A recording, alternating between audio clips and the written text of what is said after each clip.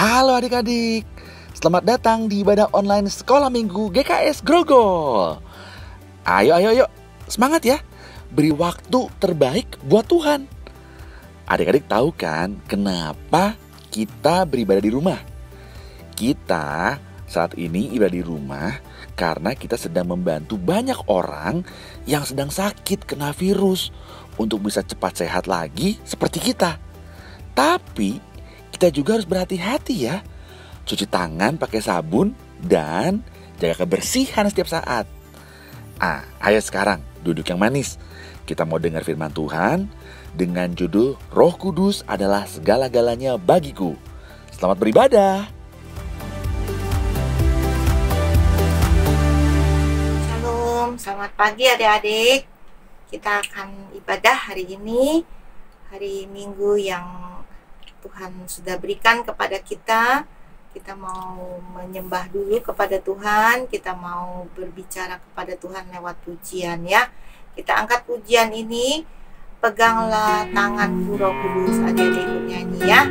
Peganglah tanganku Roh Kudus setiap hari. Tak dapat jalan sendiri tanpa Roh-Mu. Bawalah diriku kepada jalan kebenaran, agar ku tidak tersesat mengikuti jalan-Mu. Kudus, kudus Tuhan, kudus nama-Mu. Ku beri syukur dalam simfoni indah. Ajaib-ajaib Tuhan, ajaib nama-Mu. Nama yang beri menang, Yesus namanya. Kita angkat pujian ini sekali lagi. Peganglah tanganku Roh Kudus setiap hari. Ku tak dapat jalan sendiri tanpa Roh-Mu. Bawalah diriku kepada jalan kebenaran,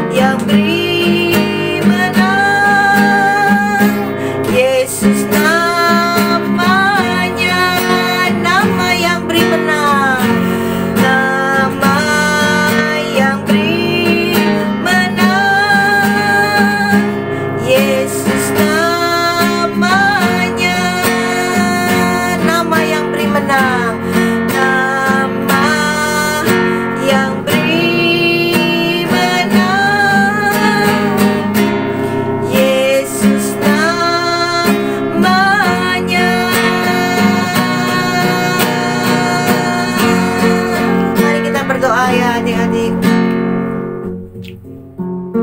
Tuhan, setiap kali kami menyebut nama-Mu Tuhan, ada suatu getaran di dalam hati kami Tuhan.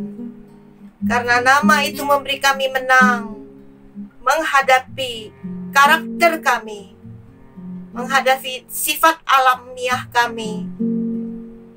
Setiap kali menyebut nama-Mu di dalam doa kami, dalam pujian kami, getaran itu Tuhan begitu kuat ya Bapa, untuk mengatakan kepada kami bahwa kami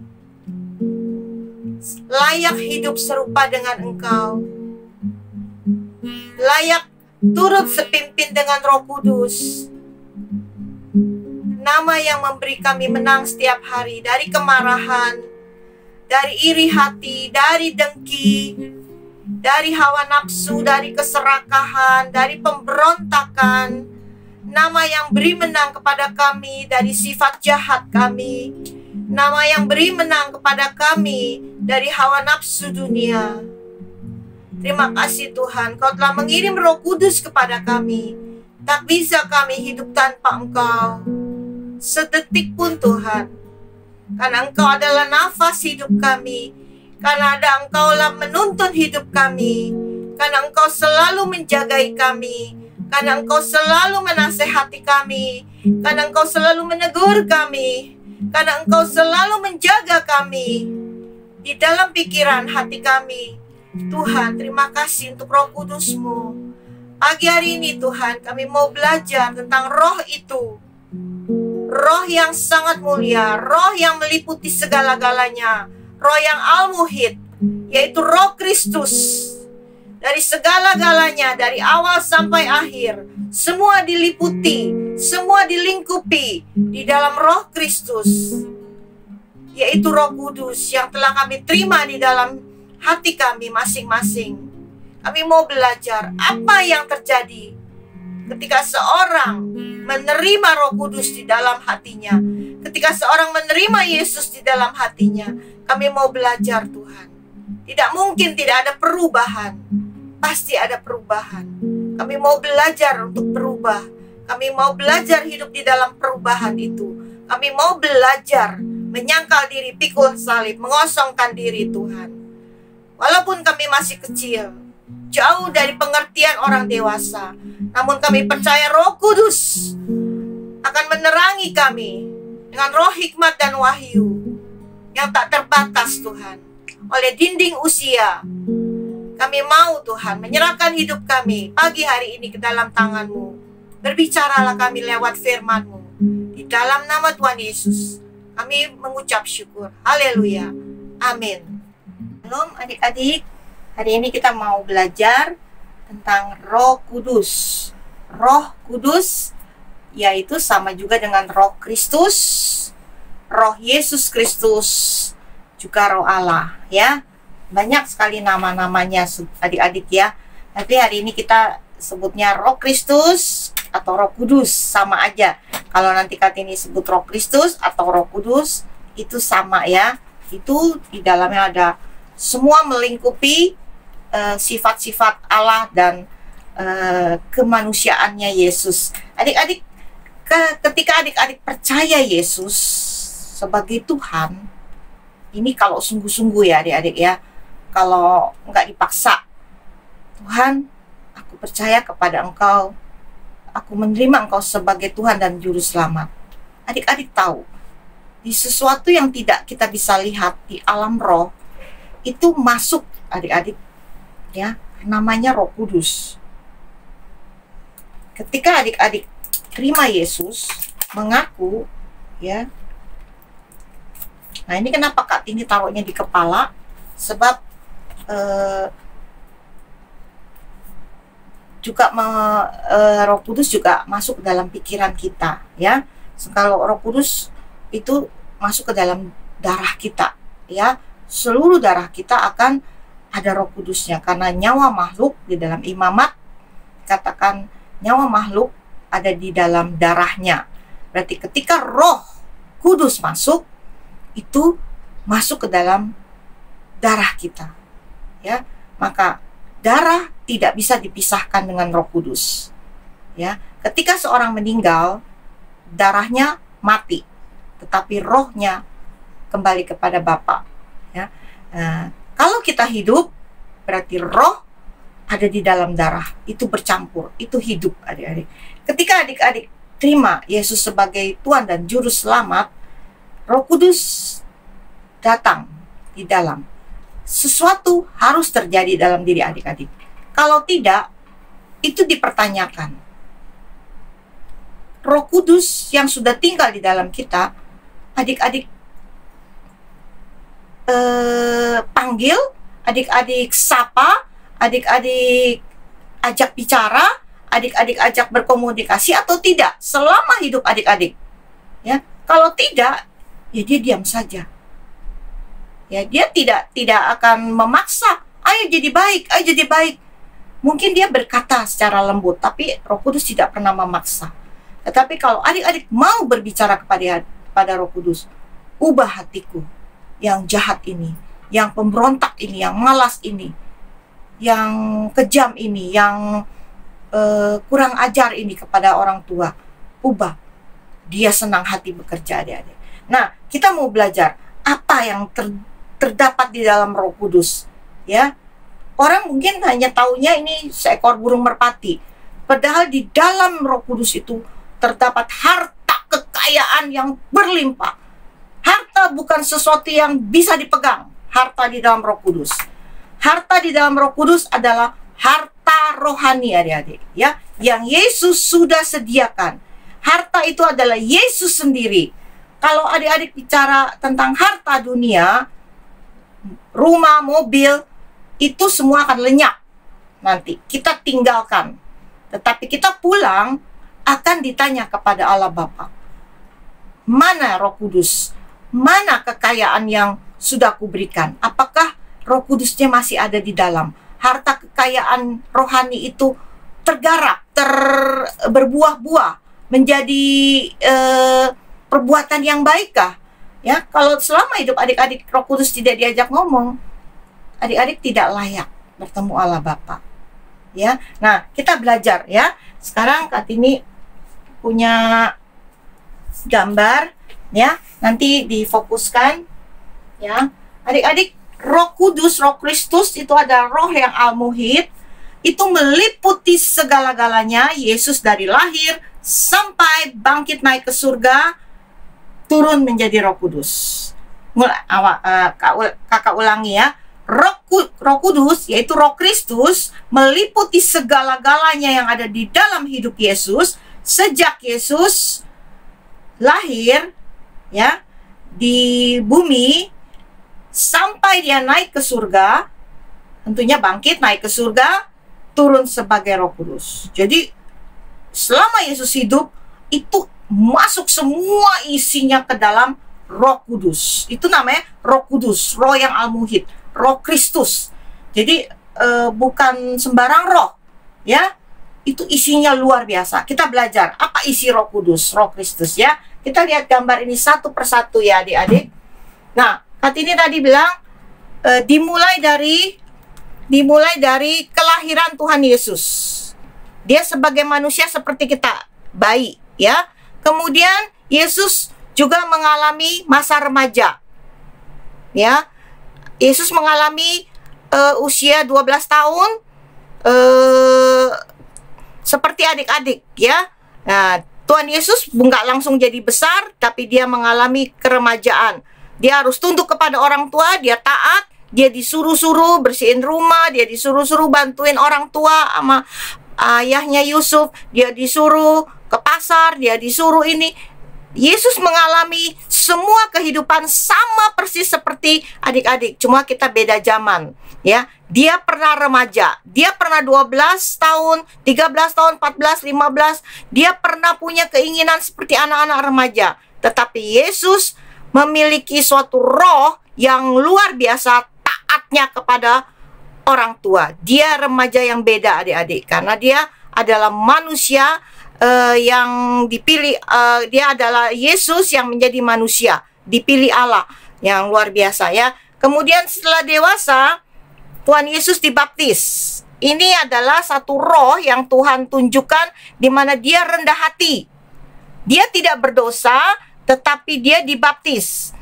Yang dibaptis itu sebenarnya orang berdosa. Tetapi Yesus waktu itu mengambil sikap sebagai manusia, dia merendahkan hati, dia dibaptis sama Yohanes Pembaptis. Dia tidak sombong, adik-adik. Oh, saya anak Allah, saya tidak dibaptis. Tidak, Tuhan Yesus merendahkan hati, baptis di dalam sungai Yordan ini oleh Yohanes Pembaptis. Tuhan Yesus merendahkan hati sebagai manusia. Kemudian Tuhan Yesus juga mengalami pencobaan. 3 kali dicobai iblis. Sebagai manusia kita semua dicobai.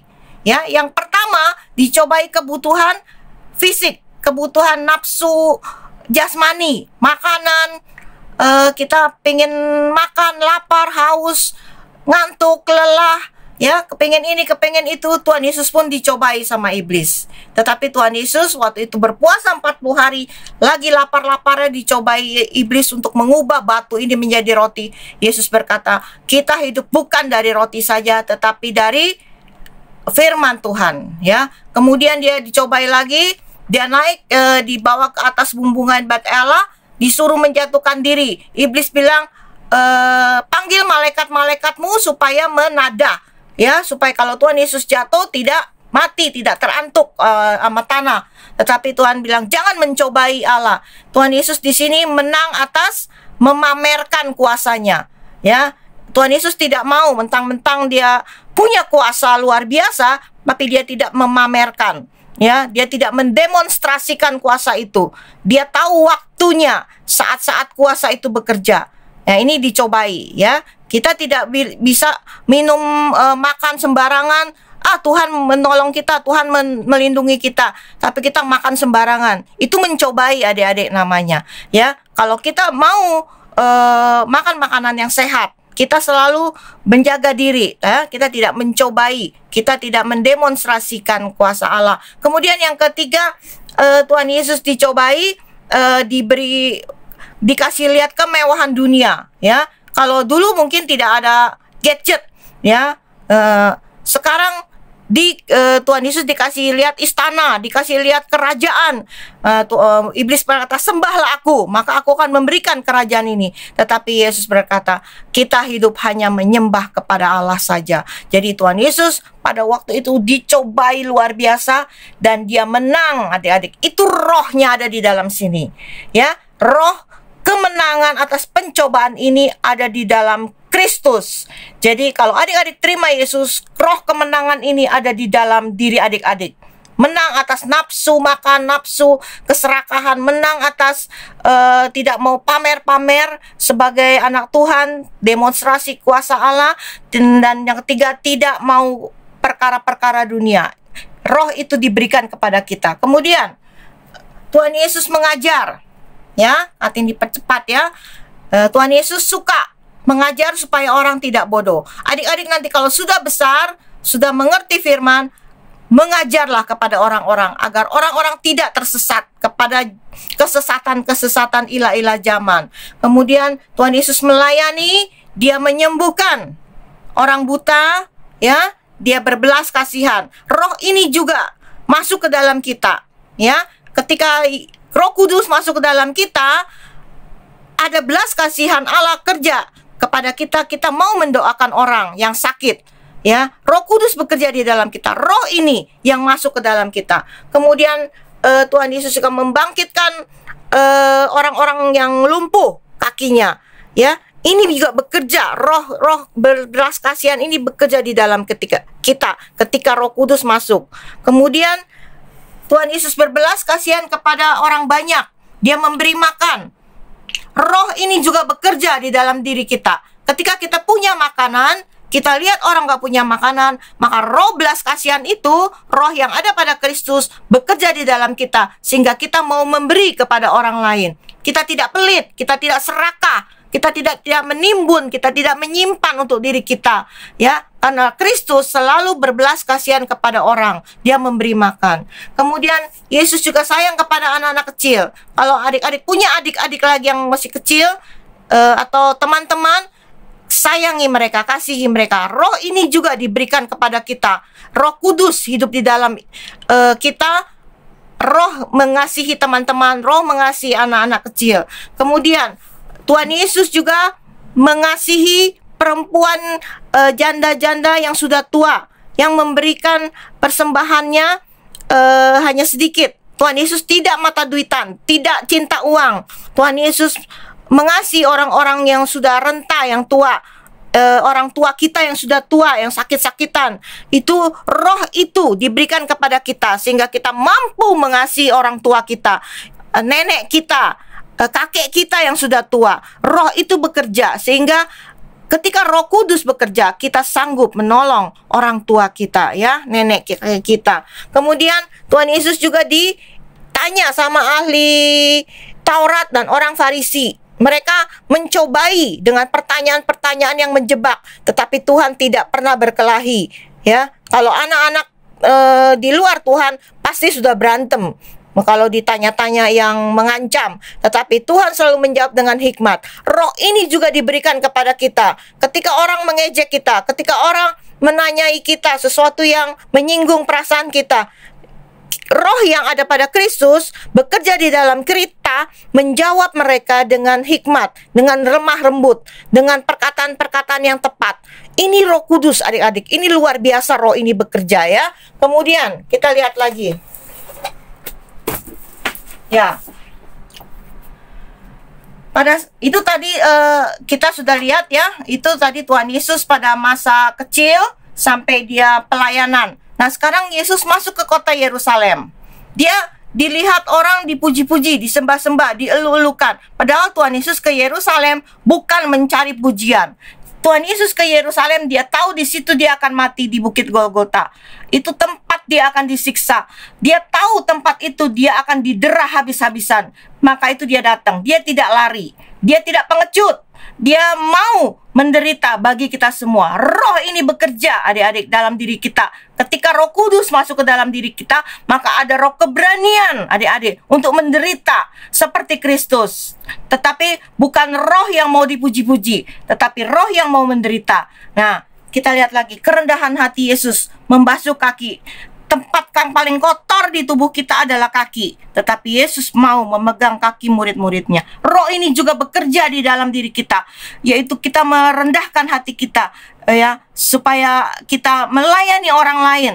Perkara-perkara yang mungkin kita merasa pergi ke tempat teman, rumahnya kecil, jorok, kotor, tapi dia lagi sakit, kita pergi, adik-adik, ya, karena Tuhan Yesus juga rendah hati. Dia mau memegang perkara-perkara yang rendah. Dia mau melayani orang. Kita diberi roh ini, roh yang rendah hati untuk melayani di tempat-tempat yang terkecil sekalipun. Nah, adik-adik, di sini ada murid Tuhan Yesus namanya Yudas. Ya, dia menjual Tuhan Yesus. Yesus tahu, walaupun Yudas diam-diam, tetapi Yesus tidak datang melabrak. Kamu ngapain, Yudas, di sini? Tidak, Tuhan Yesus diam, ya. Roh yang ini bekerja. Ketika kita mengalami satu cobaan di mana teman kita mengkhianati kita, teman kita menjauhi kita, teman kita menusuk kita dari belakang dengan kata-kata, tetapi kita tidak melabraknya, tidak mengadakan pertengkaran, perselisihan, pertikaian, atau perkelahian. Tidak, Tuhan Yesus membiarkan Yudas seperti itu. Nah, Yesus sebagai manusia 100%, dia butuh berdoa. Siapa manusia di tempat ini, di tempat kita, adik-adik yang tidak butuh berdoa? Tuhan Yesus saja berdoa. Apalagi kita anak-anak, apalagi manusia. Kalau Tuhan Yesus saja yang begitu kuat, manusia paling kuat di dunia ini, dia butuh berdoa. Maka kita lebih lagi, adik-adik, butuh doa sepanjang hidup kita, setiap hari, ya. Itu Tuhan Yesus sudah mencontoh. Roh yang seperti ini, roh yang merindukan persekutuan dengan Tuhan, itu ada di dalam diri kita, diberikan di dalam Roh Kudus, sehingga kita selalu mengingini berdoa, selalu ingin persekutuan dengan Tuhan. Kalau adik-adik tidak ingin berdoa, tidak ingin bersekutu dengan Tuhan, adik-adik mendiamkan Roh Kudus berarti, ya. Justru dengan adanya Roh Kudus kita dihidupkan untuk mau berdoa, ya. Kemudian Yesus dicium sama Yudas. Satu pengkhianatan adik-adik ya. Diperlakukan seperti ini sama orang terdekat. Mungkin kita juga mengalami adik-adik ya, dikucilkan, dijauhi, tidak dipedulikan, tidak dianggap ya. Kita sudah berbuat baik, kita tidak diingat lagi ya, kita sudah menolong dia, kita dilupakan, atau dia membicarakan yang buruk-buruk kepada kita setelah kita menolong dia. Tuhan Yesus diperlakukan seperti itu. Roh yang luar biasa ini bekerja ya. Tuhan diam tuh adik-adik. Dia diam. Dia membiarkan dirinya dicium. Dia tidak menampar Yudas, dia tidak memukul Yudas, dia memberikan dirinya. Ini roh yang luar biasa bekerja di dalam kita. Ketika seorang menganggap kita tidak lagi berguna, tidak lagi ada artinya, kita diam saja. Karena Roh Kudus ada di dalam kita. Roh ini yang bekerja, adik. Luar biasa Roh Kudus. Nah, Petrus menyangkal Tuhan. Ya, dia murid yang berkata, "Tuhan, kalau engkau menderita, aku akan selalu ada di sisimu." Tetapi ketika Tuhan Yesus ditangkap, dia menyangkal Tuhan Yesus 3 kali sebelum ayam berkokok. Ya, nah, Petrus akhirnya malu sendiri. Tetapi Tuhan tidak mengejek Petrus. Ya, Tuhan Yesus tidak mengatakan, "Benar kan kamu menyangkal aku?" Tuhan tidak pernah. Tuhan tidak pernah membela diri, Tuhan tidak pernah mengejek orang, Tuhan tidak pernah membalas orang yang menjahati dia. Ya, roh ini yang luar biasa bekerja di dalam diri kita. Inilah yang diberikan roh seperti roh Tuhannya, inilah yang masuk ke dalam diri kita. Nah, ini dituding sama imam kepala adik-adik ya, diadili, ditanyai. Kamu anak raja, kamu raja orang Yahudi. Tapi Tuhan tidak pernah menjawab dengan kasar, tidak pernah membela diri, tidak pernah lari. Dia dirantai, dia diikat tangannya, sudah berdarah-darah. Tuhan Yesus tetap diam. Roh ini adik-adik, roh yang kekuatannya dahsyat ini masuk ke dalam diri kita ketika kita menerima Roh Kristus. Ya adik-adik, kita menerima Kristus bukan perkataan saja, bukan dengan huruf saja, tetapi roh yang kita terima. Roh Kristus itu yang hidup. Roh seperti ini yang bekerja di dalam kita. Dia dijadikan tontonan. Dia merendahkan hati luar biasa adik-adik. Semua mentertawakan, semua mengejek. Salibkan dia, salibkan dia. Dia diam saja. Sanggupkah seorang manusia diperlakukan seperti ini? Kesanggupan itu hanya ada di dalam Roh Kudus. Kesanggupan itu hanya ada ketika kita menerima kuasa Kristus di dalam Roh Kristus, Roh Kudus. Ketika kita percaya Yesus, roh yang kuat itu masuk ke dalam diri kita. Terima kasih kepada Tuhan bahwa Tuhan memberikan roh yang maha dahsyat itu kepada kita. Kemudian dia diadili 6 kali. 3 kali pengadilan Yahudi, 3 kali pengadilan Romawi. Adik-adik, dia dicaci maki, dihina, diludahi, ya, ditampar. Pada saat diadili, ditertawakan, diejek, dipakaikan jubah ungu, disandiwarakan. Semua diperlakukan, disesah Tuhan Yesus. Begitu hina, dipermalukan, direndahkan. Seperti keset adik-adik. Tetapi Tuhan membiarkan dirinya seperti itu. Betapa roh yang luar biasa kuat ini adik-adik sudah ada di dalam kita. Roh yang dahsyat ini ada di dalam kita, memampukan kita diejek tapi tidak melawan, memampukan kita dihina tapi tidak tersinggung, memampukan kita direndahkan tapi kita tidak marah, tidak depresi adik-adik. Ini roh yang maha dahsyat ya. Juga imam kepala menuduh, meneriaki, Tuhan Yesus tetap diam. Ini penderitaan fisik adik-adik ya, Tuhan Yesus dicambuk, juga dimahkotai duri. Ketika adik-adik lelah belajar, membantu orang tua, sekolah, tidak seberapa dibandingkan penderitaan fisik ini adik-adik. Tuhan Yesus saja tidak mengeluh. Kita belajar, membantu orang tua di rumah, memberesi rumah, sekolah ya, itu ada kelelahan fisik. Kita bersyukur adik-adik, penderitaan kita tidak mengeluarkan darah. Kalau adik-adik main HP, kelelahan, itu salah sendiri. Tuhan pasti tidak mau menolong ya. Nah, kemudian ini ada gambar lagi. Nah, adik-adik, penderitaan lagi Tuhan memikul salib.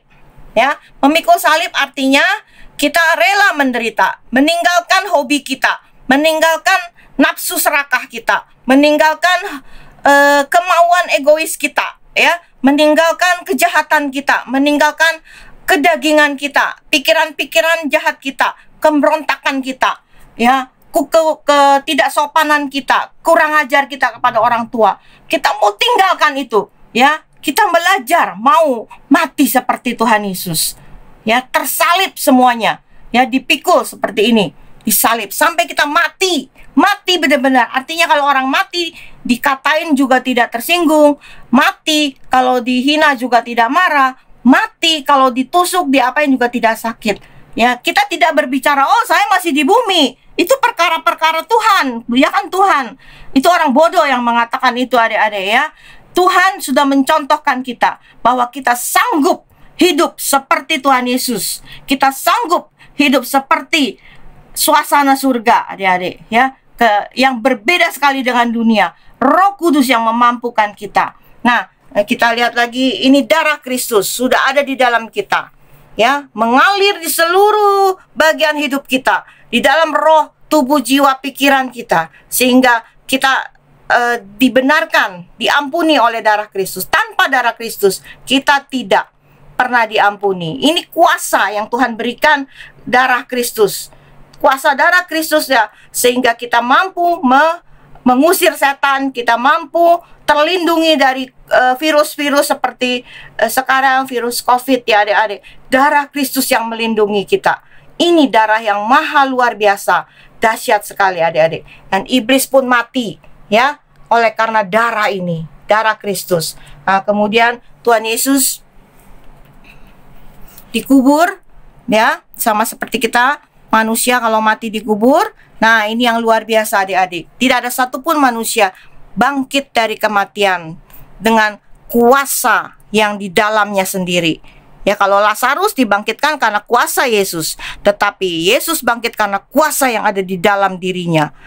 Roh Kristus inilah yang diberikan kepada kita. Ya, bukan berarti kita nanti mati kita bisa bangkit membangkitkan kita sendiri, tidak. Ya, maksudnya kuasa kebangkitan adalah kita hidup kekal bersama Tuhan. Ya, orang menerima Tuhan Yesus, dia tidak mati selamanya, dia akan bangkit bersama Tuhan Yesus. Roh kebangkitan ini roh yang kuat, ya, bukan saja fisik yang bangkit, tetapi juga sifat-sifat kita yang lama sudah mati. Yang bangkit adalah sifat-sifat ilahi yang memampukan kita berani, memampukan kita menang, memampukan kita menjadi orang-orang kuat di dalam Tuhan Yesus. Kebangkitan ini, roh ini, ya, Tuhan Yesus juga dipermuliakan. Kita juga dipermuliakan, adik-adik, asal berjalan bersama Roh Kudus. Enak aja, nggak berjalan sama Roh Kudus mau dipermuliakan. Tidak bisa seperti itu, sembarangan ngomong. Kita menderita bersama Tuhan dulu. Kita menderita bersama Yesus di dalam Roh Kudus. Kita diajar, ditempa, dihabisi bersama Roh Kudus, ditegur, dinasehati, dibentuk sama Roh Kudus. Ya, sampai kita tidak ada lagi ada apa-apanya. Sampai sifat kita berubah total 100% menjadi manusia baru. Baru kita bisa dipermuliakan. Kalau tidak mungkin dipermuliakan. Nah, inilah Roh Kudus, adik-adik, yang diberikan. Ketika Tuhan Yesus naik ke surga, Tuhan Yesus turun sebagai Roh Kudus. Ya. Nah, ini isinya semuanya, adik-adik. Ya, seseorang menerima Tuhan Yesus, menerima Roh Kudus masuk. Nah, ini isinya, adik-adik, ya. Inilah yang tadi digambar kita semua, cuma karena nggak muat. Semua dari sejak Yesus lahir, melayani, dibaptis, dicobai, Tuhan Yesus melayani, berbicara sama orang Farisi, Tuhan Yesus menyembuhkan, membangkitkan, Tuhan Yesus memberi makan, Tuhan Yesus diadili, Tuhan Yesus ditangkap, Tuhan Yesus berdoa, Tuhan Yesus semua mengalami roh yang luar biasa ini sampai dia mati, bangkit. Nah, roh yang luar biasa ini terlingkupi masuk ke dalam yang namanya Roh Kudus. Ini Roh Kudus adalah Roh Kristus sendiri. Jadi semua yang tadi kakak terangkan itu ada di dalam Roh Kudus. Ini Roh Kristus, ya, yaitu Allah yang menjadi manusia. Rohnya di dalam Kristus menjadi manusia, menjalani semua aspek kemanusiaan, dan menang atas dunia ini, menang atas dosa, menang atas sifat alamiah, menang atas sifat manusia lama kita. Ini yang diberikan adik-adik, ya. Nah, kita lihat tulisan ini ya.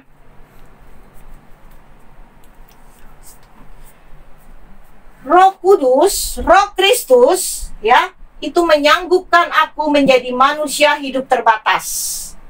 Ya, yang tadinya Tuhan Yesus punya segala-galanya menjadi hidup sederhana. Ya, terbatas adik-adik. Ya, tidak punya rumah, tidak punya apa-apa. Tuhan Yesus sederhana hidupnya. Roh Kudus, Roh Kristus memampukan aku taat tunduk pada orang tua 100%. Tidak ada pemberontakan, tidak ada perlawanan. Mampu, adik-adik bisa oleh Roh Kudus. Oleh roh ini, roh itu. Roh Kudus, Roh Kristus, sanggup. Kita mau melayani, menolong, memberi, tidak cuek pada orang lain. Kita tidak serakah, tidak cinta uang. Kita mampu bermoral unggul, sopan, rendah hati. Adik-adik kalau dikirimi WhatsApp, balas. Jangan cuma dibaca aja, tidak ada balas. Orang lain punya etika moral. Kalau dikirimin, nanti ada doa ya, nanti ada ini, balas adik-adik. Ya Kak, terima kasih, gitu ya. Itu terus mama juga kalau menyuruh apa-apa, ya ma, baik ma, sopan, rendah hati. Perlu berdoa seperti Tuhan Yesus, adik-adik ya. Kita manusia perlu berdoa. Sanggup menerima hinaan, ejekan, dikatai, diberi julukan. Misalnya si bodoh, atau si cacat, atau si apa. Tidak peduli adik-adik ya. Kita punya Roh Kristus yang unggul, yang menang, yang tadi sudah diberikan kepada kita, masuk ke dalam hati kita. Itu bekerja luar biasa di dalam kita. Memampukan kita dihina, tidak tersinggung. Memampukan kita diejek, tidak merasa direndahkan. Luar biasa adik-adik. Itu sungguh sukacita. Mau mati atas keinginan dunia, tidak lagi ingin apa-apa adik-adik. Ya, nah adik-adik, itulah firman hari ini. Roh Kristus, Roh Kudus itu melingkupi segala-galanya. Sudah ada di dalam diri adik-adik. Sudah di dalam hati adik-adik. Sekarang tinggal bilang sama Tuhan, Roh Kudus, bekerjalah. Ubah aku. Kuatkan aku. Ya, sanggupkan aku. Diejek, tidak tersinggung. Dihina, tidak marah. Capek, tidak menjadi malas. Ya, banyak tadi yang seperti kita pelajari. Sanggupkan aku berdoa setiap hari. Sanggupkan aku Tuhan melayani orang lain. Sanggupkan aku untuk hidup memikirkan perkara-perkara rohani. Tuhan, terima kasih. Ya, itu Roh Kudus nanti bekerja. Jangan keras. Jangan keras kepala. Jangan mengeraskan hati. Jangan membawa semaunya diri sendiri. Rendahkan hati kita seperti Tuhan Yesus. Amin.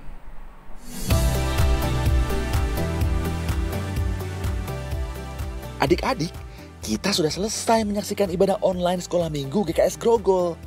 Ingat untuk selalu menaati dan melakukan firman Tuhan setiap saat. Sampai jumpa minggu depan. Dadah!